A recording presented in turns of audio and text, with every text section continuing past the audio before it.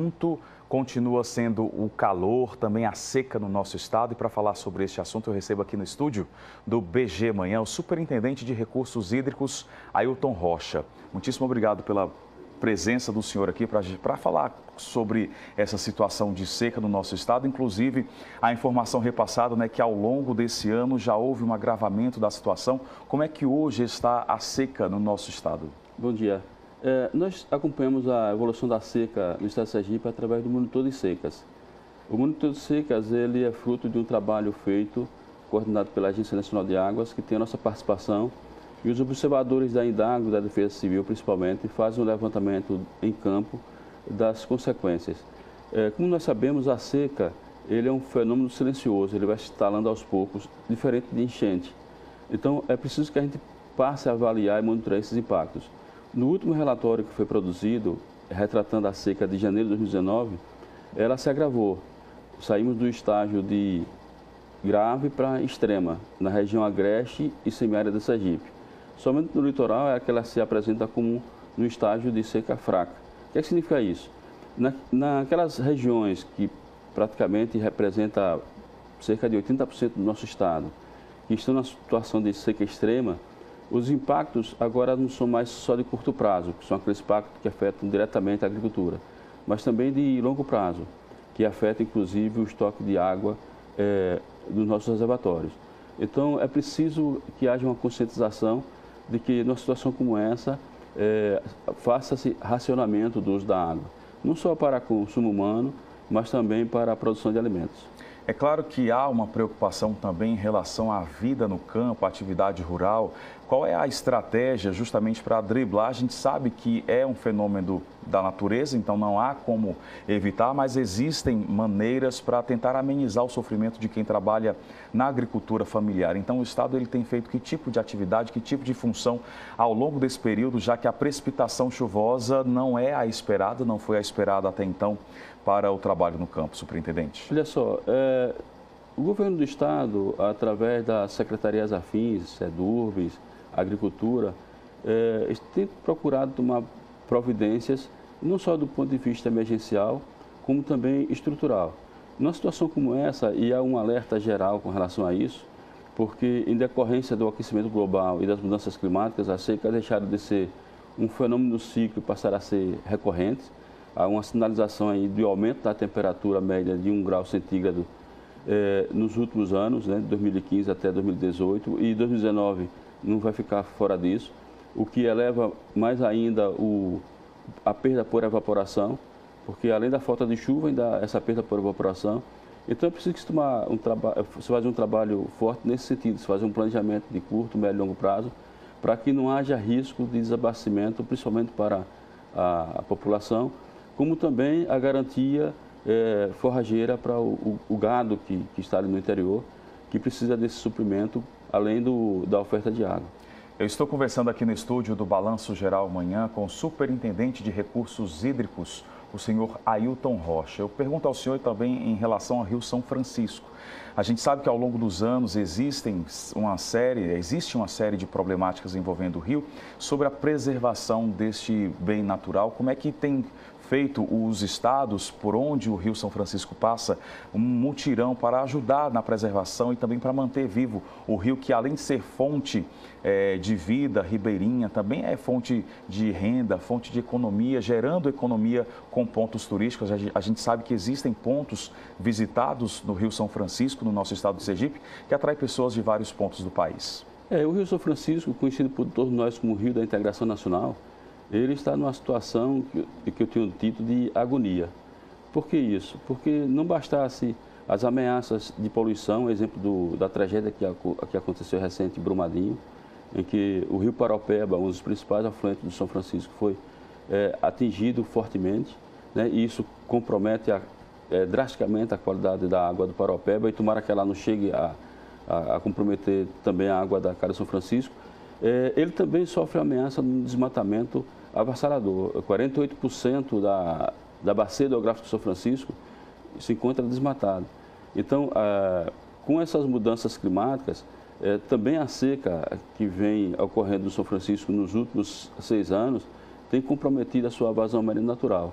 É tanto que havia uma expectativa muito positiva de que houvesse chuva acima da média durante o mês de janeiro de 2019 e as chuvas, infelizmente, ficaram abaixo da média.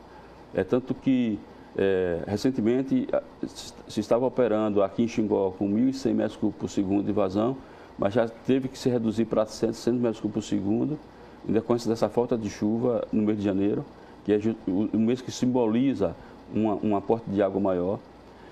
E hoje mesmo nós vamos estar numa reunião coordenada pela Agência Nacional de Águas para discutir quais as vazões que vão ser praticadas a partir de março. Essa preocupação é para que a gente possa conviver com o estoque de água do volume equivalente de São Francisco, tanto em Três Marias como em Sobradinho, para que a gente não corra o risco de termos que trabalhar no volume morto de Sobradinho, o que se evitou em anos anteriores. Então a situação de São Francisco continua sendo crítica, requer uma atenção especial. Semanalmente, instituições e um grupo de técnicos especializados estão debruçados sobre o problema, para que a gente possa ter uma garantia da oferta hídrica da água de São Francisco, não só para consumo humano, mas também para os diversos usos, inclusive o turismo. O senhor citou agora há pouco a própria questão lá de Brumadinho, né, da tragédia em Minas Gerais, tragédia que aconteceu no dia 25 de janeiro. E aí eu pergunto ao senhor sobre a segurança hídrica das nossas barragens. Como é que estão? Olha, nossas barragens, elas não são barragens de rejeito, são barragens de armazenamento de água. Todas elas foram classificadas de acordo com a Lei de Segurança de Barragens, né? E, assim, algumas apresentam dano potencial alto por estar próximo a centros urbanos. Mas a situação das nossas barragens é uma situação bastante confortável, o risco é muito baixo na classificação de risco, elas vêm sendo monitoradas. A nossa preocupação maior é com relação à segurança hídrica, porque com a falta de chuva, a gente percebe que o estoque de água dessas barragens estão cada vez mais diminuindo. O exemplo maior é Jabiberi, que em janeiro de 2018 estava na cota máxima e em janeiro de 2019 já estava praticamente operando no volume morto e Jabiberi é responsável pelo abastecimento da população de Tobias Barreto. Da mesma forma, com relação à barragem do Governador João Alves Filho, que fica ali na porção da Ribeira, né, que está com um volume de cerca de 25% do seu volume útil. E a gente vem monitorando isso justamente para que, em havendo assim, uma redução no estoque de água dessas barragens, a gente possa garantir, mesmo assim, a água para a população de uma forma alternativa. Inclusive, nós estamos vendo aí, com o telespectador que assiste ao Balanço Geral Amanhã, né, o resultado, o efeito da seca no estado de Sergipe, onde barragens sofrem, animais sofrem, consequentemente, as famílias também, os agricultores que têm a esperança de colocar na terra, depositam na terra as sementes e esperam que elas cultivem, cresçam e sejam colhidas. Há, inclusive, um trabalho de distribuição de sementes. Essas sementes, o trabalho, ele permanece. Como é que funciona exatamente essa distribuição? Eu pergunto aqui ao senhor, porque a gente sabe, o senhor citou agora, que entra o período de março, a gente vai se aproximando, vai mudar a estação, né? Daqui a pouco a gente começa a ter o outono, consequentemente o inverno, mas a gente sabe que na região nordeste do país a estação não funciona bem ao pé da letra. Então, o planejamento de distribuição de semente para que haja o período de plantação e, consequentemente, a colheita. Olha só, esse programa de distribuição de sementes é feito pela Secretaria de Estado da Agricultura através da Indago. E normalmente ele ocorre no início do período chuvoso, que no nosso caso aqui na nossa região, ele vai de março até julho. Então, esse programa ele permanece, é uma forma de incentivo do governo do estado para se garantir a produção de grãos. Agora, eu chamaria a atenção de que os nossos produtores rurais precisam ter uma conscientização muito grande de que precisa preservar as áreas de recarga dos nossos mananciais. Não desmatando, e aquela que já se encontra desmatada, recuperando essas áreas, porque são de fundamental importância para garantir a umidade do solo. O que a gente percebe em Sergipe que é um desmatamento generalizado. Há quem diga, inclusive, que o estado, mais de 60%, está entrando em processo de desertificação em decorrência desse desmatamento.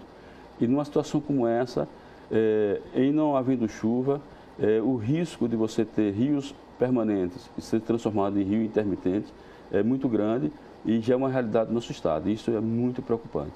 Vamos torcer que isso não ocorra para que a gente possa ter os nossos mananciais sempre cheios. Eu conversei aqui no estúdio do Balanço Geral Amanhã com o Superintendente de Recursos Hídricos, o senhor Ailton Rocha. Muitíssimo obrigado pela participação do senhor, uma excelente semana. Muito obrigado, bom dia a todos. Bom dia.